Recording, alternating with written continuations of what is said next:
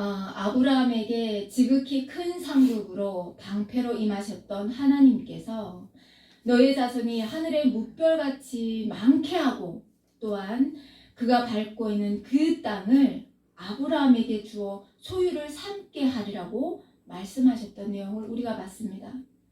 그런데 그 하란에서 떠날 때 하나님의 말씀에 순종해서 모든 것들을 뒤로 하고 떠났던 아브라함이었잖아요. 그런데 그런 아브라함이 하나님께 그 약속을 믿지 못해서 하나님 앞에 반문을 하는 그 말씀이 나오죠. 어떻게 나옵니까? 주 여호와여, 내가 이 땅을 소유로 받을 것을 무엇으로 알릴까? 라고 말씀하십니다.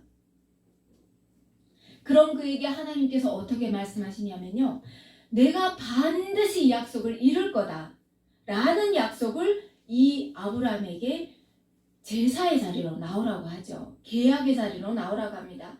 3년 된 암소와 3년 된 암염소와 3년 된 숫양과 산비둘기, 집비둘기 새끼를 가지고 이렇게 나오라 라고 말씀하십니다.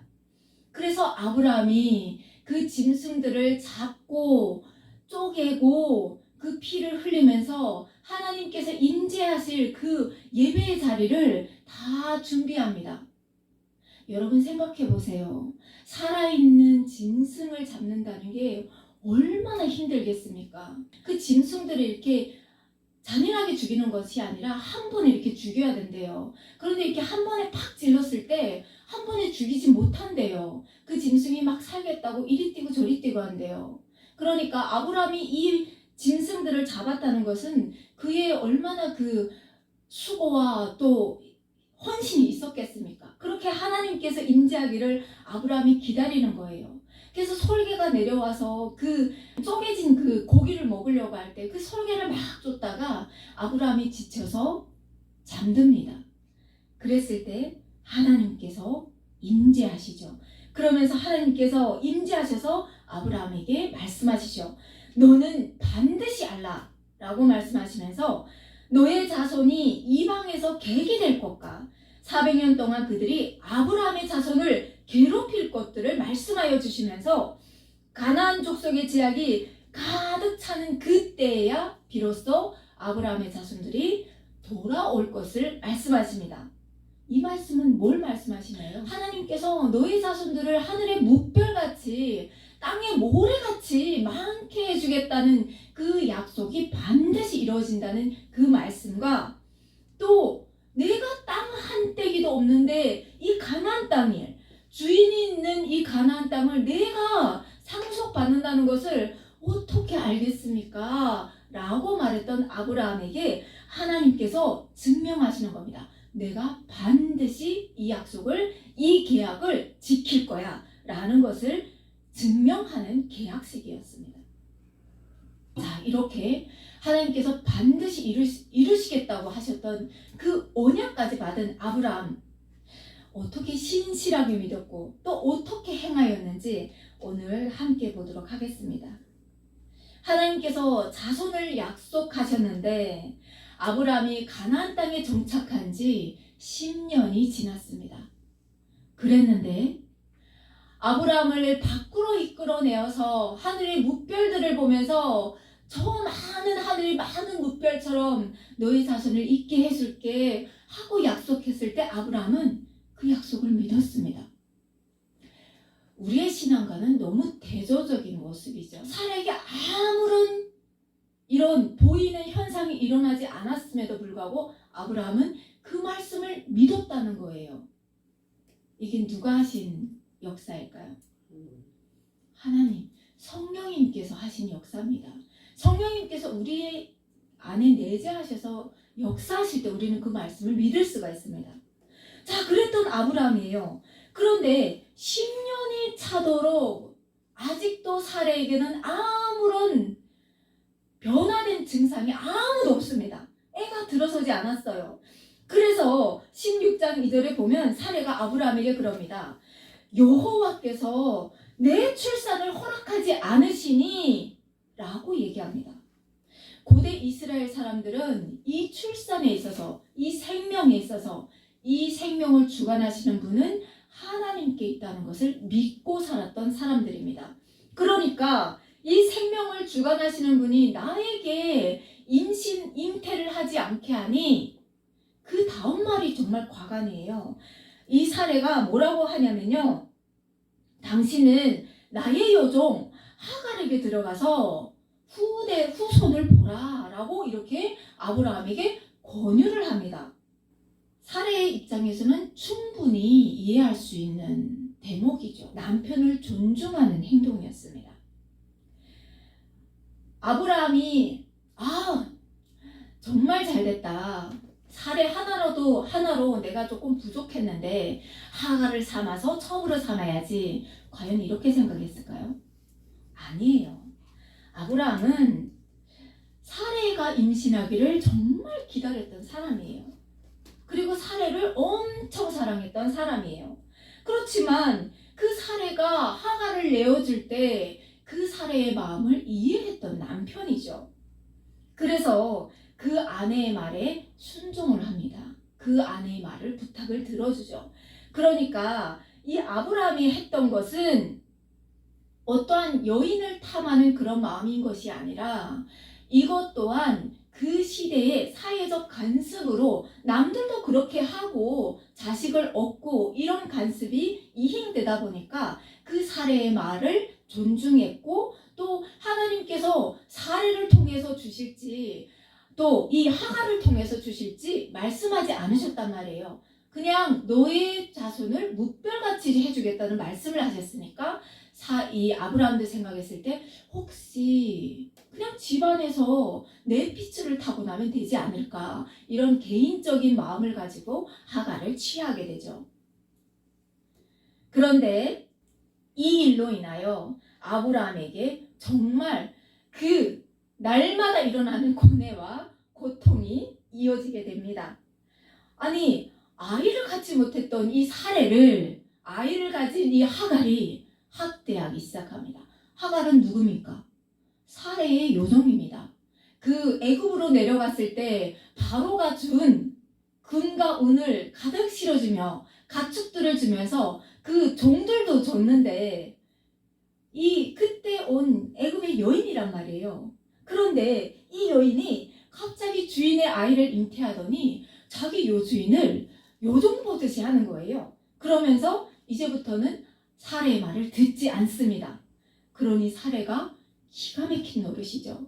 아니, 아이를 못 낳은 것도 억울한데 지금 자기 주인의 아이를 잉태했다고 자기를 막대하는 그 여정을 보면서 기가 막힌 거예요. 그래서 이 사례가 그 분노를 누구한테 쏟습니까? 아브라함에게 쏟습니다. 그러면서 내가 받는 모욕은 당신이 받아야 옳도다.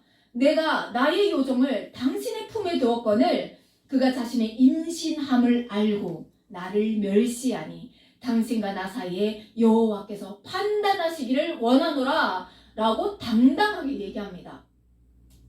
그러니까 사례의 입장에서는 그러는 거예요. 내가 선한 그 모든 것들을 행했는데 이젠 내 요정에서 떠난 거예요. 하갈은 이제는 아브라함에게 속한 여인이잖아요. 그러니까 이 여자가 이러는 것은 당신이 온전히 교육을 못해서 이런 거야 하면서 지금 그것을 막 아브라함에게 퍼붓습니다. 그런데요, 여러분, 우리는 성경을 다 아니까 우리가 생각해보면 어떻습니까?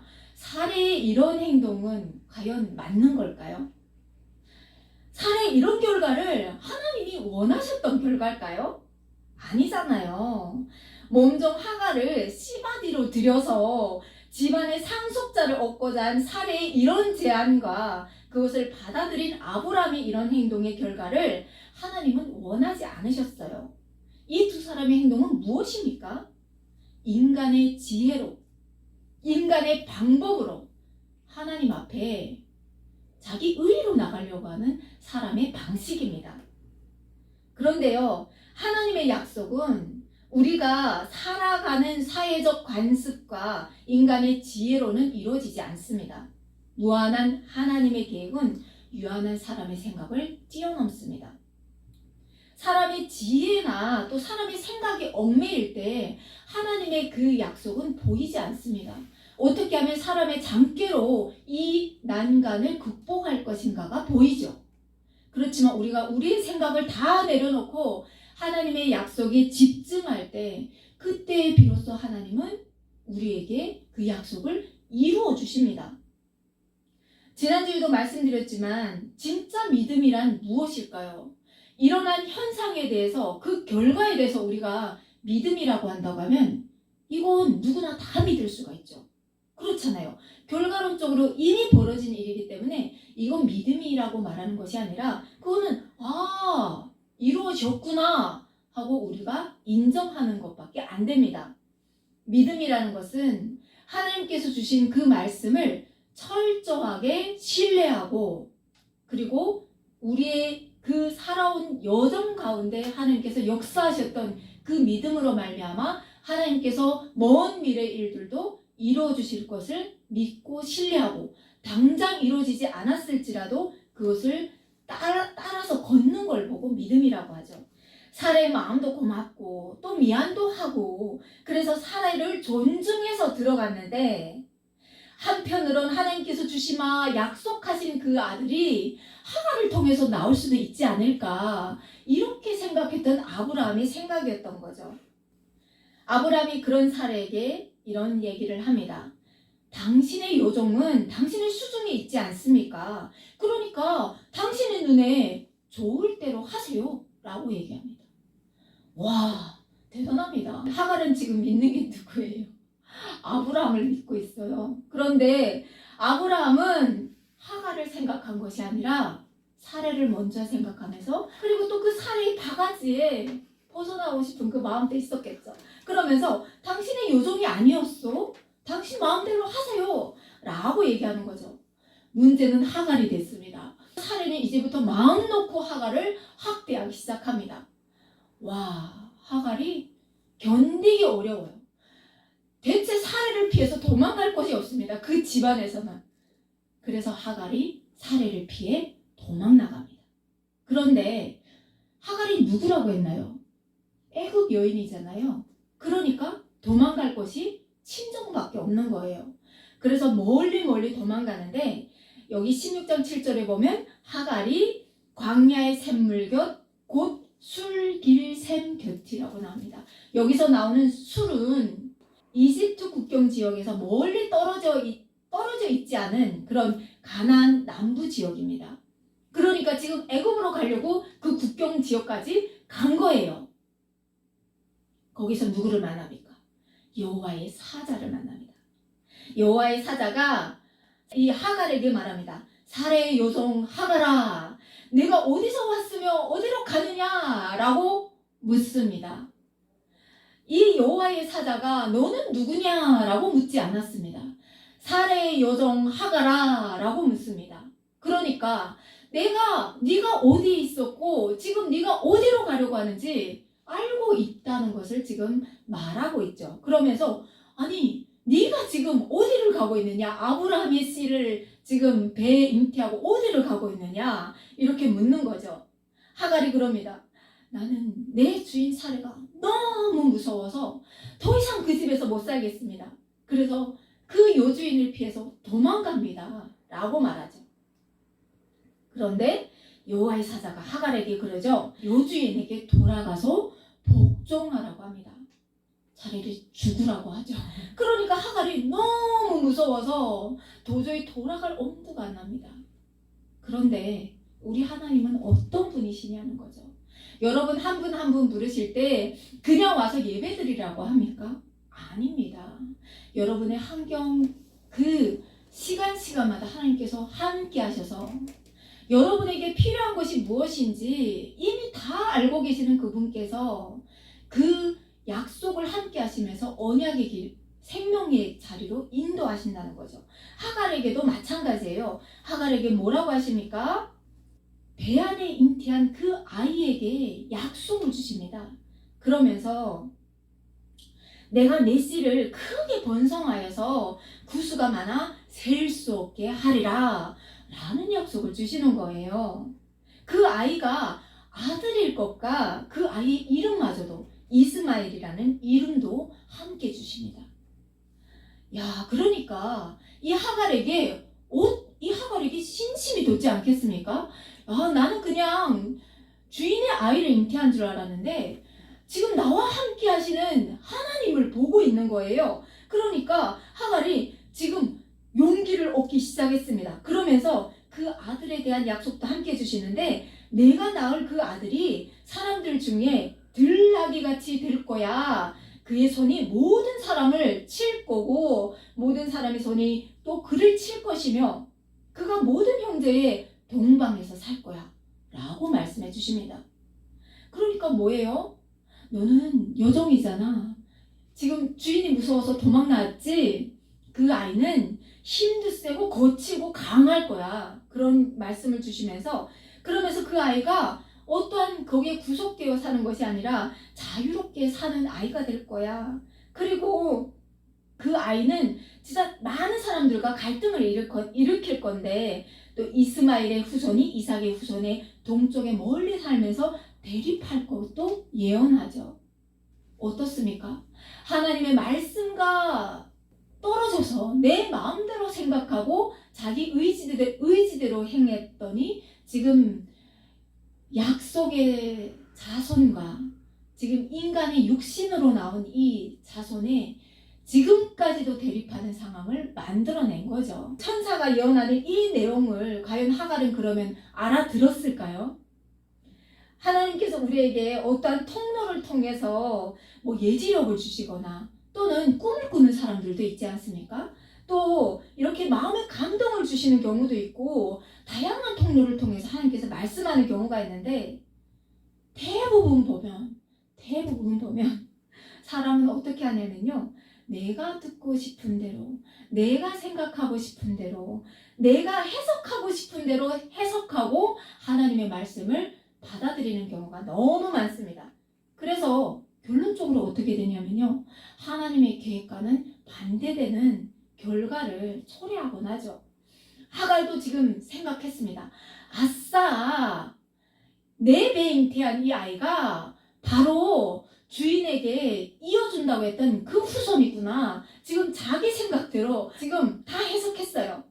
그러면서 아브라함에게 자손을 주마 약속했던 그 아이가 바로 내 뱃속에 있어 하며 당당함으로 주인의 대문을 열고 들어갑니다. 아브라함의 결정적인 실수, 하갈과의 동침이었고 그를 통해 낳은 아들 이스마엘.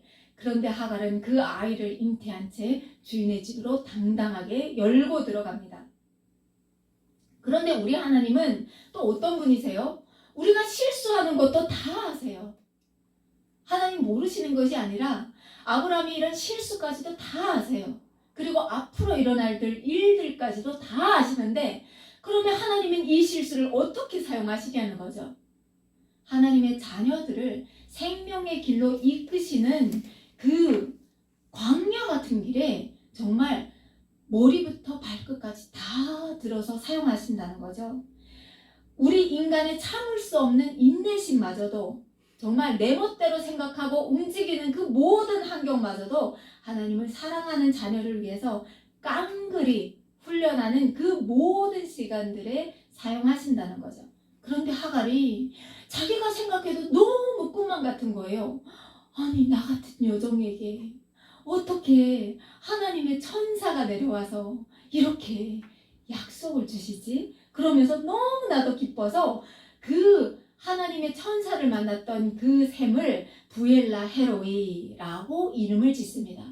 나를 살피시는 하나님, 감동을 먹은 거예요. 그러면서 나를 살피시는 하나님 하면서 당당하게 걸어 들어갔습니다. 하갈이 아브라함에게 아들을 낳았을 때 아브라함의 나이가 몇이었을까요? 86세가 되었습니다. 하란에서 떠날 때 아브라함의 나이가 75세였잖아요. 86세면 11년 만에, 장장 11년 만에 육신의 아들을 보았습니다. 그런데 아브라함은 모르잖아요. 그러니까 그 아들을 볼 때마다 너무나도 신기한 거예요. 그 늦음하게 얻은 아들이 너무 신기하고 이쁘고 이 아들을 통해서 하나님께서 약속하신 그 약속이 이루어질 것 같고, 그러니 얼마나 애지중지 키웠겠습니까? 그 아들을. 그런데 아브라함이 99세가 되던 해 하나님께서 나타나십니다. 그러시면서 하나님께서 뭐라고 말씀하시냐면요. 나는 전능한 하나님이라 너는 내 앞에서 행하여 완전하라 라고 말씀하십니다. 아브라함이 이스마엘을 낳고 13년이 되던 그 장장 시간, 긴 시간 동안 하나님은 나타나지 않으신 거예요. 말씀도 안 하신 거예요. 네가 지금 네 생각대로 움직이고 네 보기 좋은 대로 행했어? 지금 그 수천 년 동안 하나님께서 이 세상을 창조하신 이래 그 많은 사람들이 행했던 그 죄를 아브라함이 지금 또 행하고 있는 거예요. 하나님께서 주시마 했던 그 자식을 자기 생각대로 자기 의지대로 생각하고 지금 또 행한 거예요. 그러니 하나님께서 13년 동안 침묵을 하십니다. 침묵을 하시는데 하나님은 그 약속을 신실하게 지키시는 분이시니까 나타나셔서 아브라함에게 말씀하시죠. 너는 내 앞에 행하여 완전하라. 나는 전능한 하나님이야. 이 전능한 하나님이라는 말씀은 무슨 뜻일까요? 나는 이 세상을 다 만든 창조한 하나님이야. 하나님. 사례가 임신 못하는 게 내가 지금 능력이 없어서 못하는 줄 알아? 지금 모든 내용을 내포하고 지금 하나님께서 아브라함에게 말씀하시는 거예요. 늘 제멋대로 생각하고 자기 하고 싶은 대로 행하는 인류를 보면서 사랑과 긍휼로 인내하시고 참으시는 하나님께서 보이는 의상을 쫓고 보이는 현상을 쫓으면서 살아가는 인류를 구원하시기 위해서 택한 사람이 누구냐고요? 아브라함이었어요. 아브라함. 그 한 사람을 핀센트로 딱 집어서 하시고자 했던 일이 뭐냐고요? 하나님께서 하시는 그 놀라운 이적과 기적들을 통해서 아브라함의 삶이 세상의 모든 나라에 하나님을 믿지 않은 모든 이방인에게 빛이 되고 소금으로 열방에 하나님의 나라가 확장되는 그 도구로 아브라함을 들었는데 그랬는데 이 의인으로 세운 이 한 사람이 자기 생각대로 사는 거예요. 그래서 아브라함에게 하나님께서 나는 전능한 하나님이야. 너는 내 앞에서 행하여 완전하라. 라고 말씀하십니다. 내가 내 언약을 나와 너 사이에 두어 너를 크게 번성하게 하리라. 다시 약속을 하십니다. 아브라함이 하나님 앞에 납작 엎드립니다. 그러니까 하나님께서 또 말씀하십니다. 보라, 내 언약이 너와 함께 있으니 너는 여러 민족의 아버지가 될 거야. 이제 이후로는 내 이름을 아브라함이라고 안 하고 아브라함이라고 할 거야. 이 아브라함이라는 뜻은 무슨 뜻입니까? 열국의 아버지가 되게 할 거야. 이런 뜻을 가지고 있죠. 그러면서 내가 너로 심히 번성하게 하리니 내가 내게서 민족들이 나게 하며 또 왕들이 내게로부터 나오게 할 거야. 이러면서 내가 내 언약을 나와 너 그리고 내 대대 후손 사이에 지어서 영원한 언약을 삼을 거야. 이렇게 막 정말 다시 한번 말씀하시는 겁니다. 그러면서 이 가나안 온 땅을 다 줄 건데 이 땅이 영원한 기업이 되게 하고 나는 그들의 하나님이 될 거야. 이렇게 다시 말씀하시는 겁니다. 그런데 우리가 이 시점에서 생각해 봐야 될 점이 있죠. 하나님은 아브라함의 전부를 다 아시는 분이신데 이 세상에 알파와 오메가가 되시는 분이신데 처음과 마지막이 되시는 나중이 되시는 분이신데 아브라함이 이렇게 행할 것을 하나님께서는 아셨다는 거예요. 아시는데 왜 보고 계셨을까? 왜? 그런 실수를 할 것을 알고 계셨으면서 왜 막지 않으셨냐는 거죠. 하나님께서 막지 않으셨으니까 하나님 잘못이 아니에요. 아브라함 잘못이 아닐 수도 있잖아요. 이렇게 우리가 생각할 수 있죠. 그런데 하나님은 우리에게 주신 것이 있습니다. 그것이 무엇입니까? 자유의지입니다. 맞습니다, 집사님. 자유의지를 자녀들에게 주셨어요. 우리에게 여기 가 하면 우리가 아무 생각 없이 로봇에게 단추를 눌러서 여기 가 했을 때 그 로봇이 착착착착 움직여서 거기 가는 것이 아니라 하나님은 늘 두 가지 길을 주시면서 우리가 올바른 길을 선택하기를 원하시는 분이시죠. 아버지의 그 선택에 우리가 온 마음과 온 뜻을 다해서 그 뜻을 따르기를 원하는 거예요. 하나님께서 우리에게 자유의지를 주신 것은 우리가 정말 기쁨으로 충만해서 하나님의 그 섭리에 우리가 응답하기를 원하시는 분이 바로 하나님이시라는 거죠. 그렇게 우리를 지으셨다는 거죠. 그러니까 하나님은 아브라함에게 하나님께서 그 약속하신 언약을 기다리고 하나님의 때를 기다리기를 원했던 거죠. 그러면서 어떻게 하십니까? 왜? 이렇게 말로 구두로 약속을 하니까 기억이 잊혀지느냐 라고 하시면서 하나님께서 무엇을 명령하십니까? 너희 중 남자는 다 할례를 받으라 라고 말씀하십니다. 할례라는 건 뭡니까? 남자들의 몸에서 그 상처난 자국을 매일 보면서 하나님께서 우리에게 이런 약속을 하셨지 하면서 잊지 말라는 거예요. 가장 자주 보는 부위에 표피를 뱀으로 말미암아 하나님의 약속을 지키라는 거예요. 너희의 대대로 모든 남자는 집에서 난 자나 또는 너희 자손이 아니라 이방 사람에게 돈으로 산 자를 막론하고 난 지 8일 만에 할례를 받을 것이라 라고 말씀하십니다. 내 언약이 너의 살에 있어서 영원한 언약이 될 거야. 할례를 받지 아니한 남자 곧 그 포피를 베지 아니한 자는 내 백성 중에서 끊어버리시겠대요. 그가 내 언약을 배반하였다고 하나님은 이렇게 심각하게 말씀하고 계십니다. 잊지 말라는 거예요. 잊지 말라는 거예요.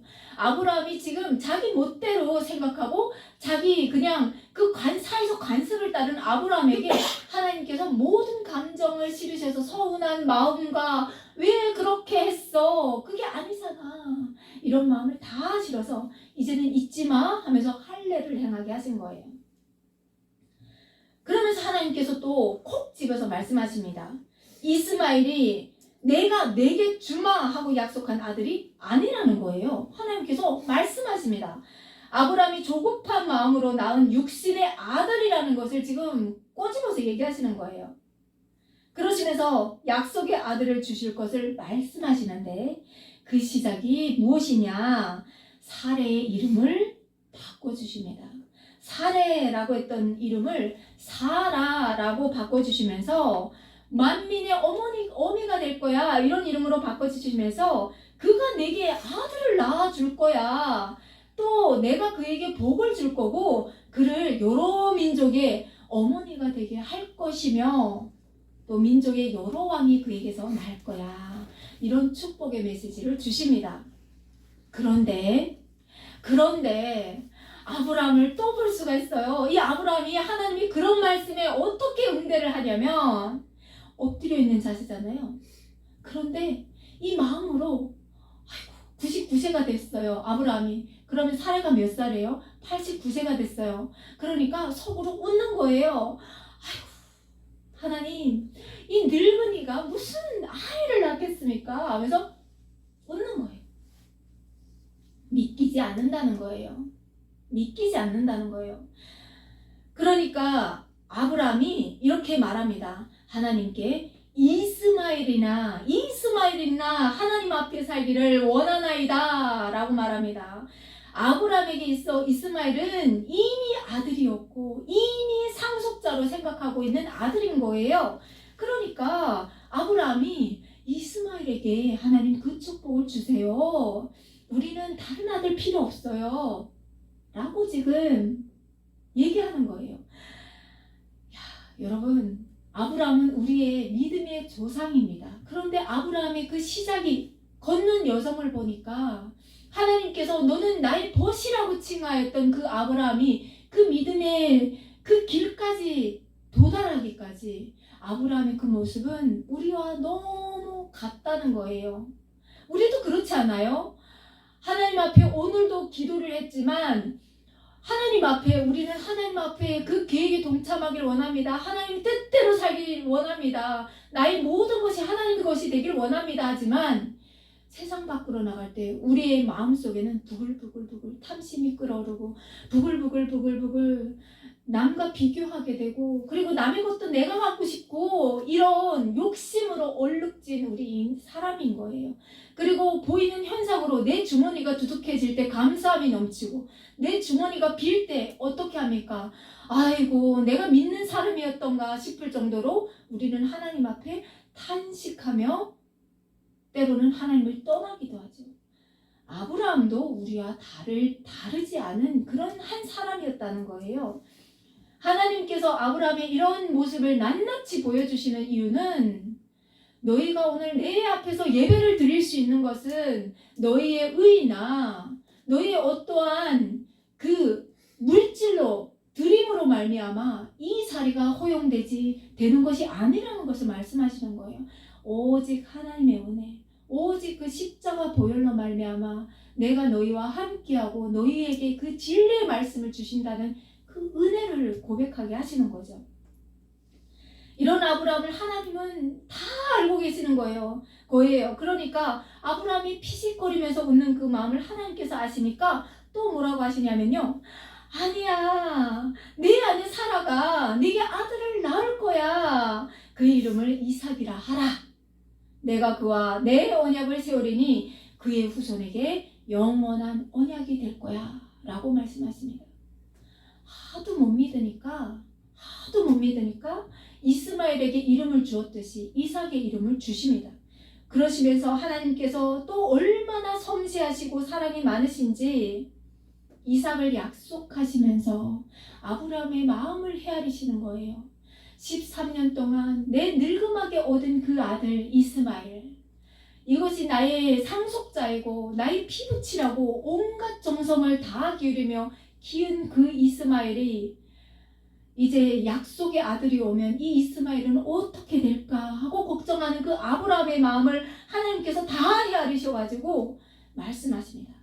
내가 내 말을 들었나니 내가 이스마엘 그에게도 복을 주어 그를 매우 크게 생육하고 번성하게 할 거야. 그가 12두령을 낳을 건데 내가 그를 큰 나라가 되게 할 거야 라고 말씀하십니다. 하갈에게 하셨던 그 말씀의 구체적인 말씀을 지금 복을 주시는 겁니다. 자, 그리고 이삭과의 약속은 내년에 이 시기에 사라가 아브라함에게 낳을 그 아들 이삭과 내가 직접 세우겠다라고 말씀하십니다. 이삭이 언제 태어날지 지금 구체적으로 하나님께서 언급하셨습니다. 자, 이제 아브라함에게 행하라고 명령하신 일이 뭐가 있죠? 그게 뭐죠? 할례입니다. 할례. 그러니까 아브라함이 하나님께서 떠나가시고 나서 아브라함이 자기의 아들 이스마엘과 집에서 태어난 모든 사람들을 또 돈으로 사온 그 종들마저도 남자는 다 모읍니다. 다 모아서 그 집 남자들의 포피를 다 뱁니다. 굉장히 순종적이죠. 그런데 더 놀라운 게 뭔지 압니까? 아브라함의 나이가 그때 99세였습니다. 그리고 이스마엘의 나이가 13세였습니다.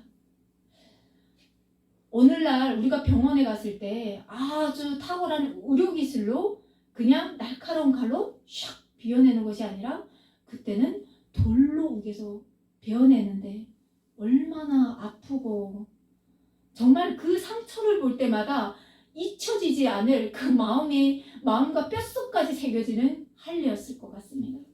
그런데 더 놀라운 것은 아브라함의 나이가 99세였다는 거죠. 그렇게 아브라함은 때로는 좌로 우로 넘어지는 것 같지만 하나님께서 말씀하실 때 즉각적으로 순종한 아브라함의 신앙이었음을 우리가 성경을 통해서 보게 됩니다. 할례의 의미는 무엇이냐? 하나님의 약속을 받아들이고 그 약속이 성취될 것을 믿는다는 표시입니다. 또한 할례는 하나님께 순종하며 흠없이 살아야 한다는 것을 늘 일깨워주는 표식입니다. 그런데 만약 할례를 향한 사람이 그렇게 살지 않을 수도 있잖아요. 오늘날 우리가 예수 그리스도를 나의 구주로 고백하지만 그렇게 살지 않는 사람들이 있습니다. 그러면 뭐죠? 그럼 뭐죠? 하고 우리가 반문할 수 있지만 그냥 그 사람은 할례를 행한 거예요. 그냥 내 몸에 상처를 내고 그 고통을 참았을 뿐입니다. 하나님은 우리가 할례를 행했다고 해서 영원한 생명의 나라로 들어가는 것이 아닙니다. 우리의 삶이 그 믿음과 연결되지 않는다고 하면 우리는 영생에 이르지 못합니다. 그냥 교회에 왔을 뿐입니다. 우리의 발걸음을 이 시간을 여기에 할애를 했을 뿐입니다. 그러니까 우리에게 무엇이 중요할까요? 하나님께서 너의 마음을 짓고 하나님 앞에 나오라고 했거든요. 그러니까 그 신앙을 고백할 때 우리가 그 믿음으로 살아내야 된다는 거예요. 우리의 몸은 우리의 몸이 아니라 하나님의 성전이지 않습니까? 그러니까 그 몸으로 죄를 짓지 말고 한 주를 하나님 앞에 온전히 드리면서 살라는 거죠. 그렇습니다. 할례를 행한 행위, 몸의 표피를 잘라낸 것은 우리가 그 믿음대로 살지 않는다고 하면 그냥 그 행위를 했을 뿐입니다. 그 고통을 인내했을 뿐입니다. 오늘날 우리가 예수를 믿는다고 입술로 고백하고 그냥 사는 것 하나님과 전혀 상관이 없는 겁니다. 그러면 우리가 하나님 앞에 뭐라고 고백해야 되죠? 하나님, 나는 연약한 자입니다. 나는 하나님의 말씀대로 정말 그 믿음대로 살고 싶습니다. 그러니 하나님, 성령님 나에게 임재하셔서 나에게 좌정하셔서 나로 하여금 그렇게 살게 해주세요 라는 기도가 뒷받침돼야 된다는 거죠. 그래야 우리는 의식 행위 자체가 아니라 우리의 마음과 실천으로 그 행위로 이어진다는 거죠. 그것이 바로 우리를 천국에 이르게 한다는 거죠. 하나님과 동행하는 삶을 이 땅에서부터 살 수 있습니다. 네, 아브라함의 신앙을 보면서 믿음을 보면서 그 여정을 보면서 우리도 힘을 얻었으면 좋겠습니다. 신앙생활에는 지난주에도 말씀드렸지만 철판이 필요합니다. 오늘날 내가 씻지 못할 죄를 지었다고 해서 아이고 내 더 이상 하나님 앞에 나갈 명목이 없습니다 하고 주저하는 것이 아니라 내가 설령 정말 씻을 수 없는 죄를 지었다고 해도 십자가 보혈을 바라보면서 나 같은 죄를 위해서 십자가에서 그 모든 것을 쏟으신 예수님이 계셨지 하나님 나 같은 죄를 살려주시옵소서 하면서 늘 예배 자리에 나와야 됩니다. 말씀의 자리에 있어야 됩니다. 그래야 나는 떨어진 가지가 되어서 불서지게가 되는 것이 아니라 하나님 앞에 붙어 있어서 살아있는 생명을 연장하면서 하나님과 갈 수 있는 겁니다.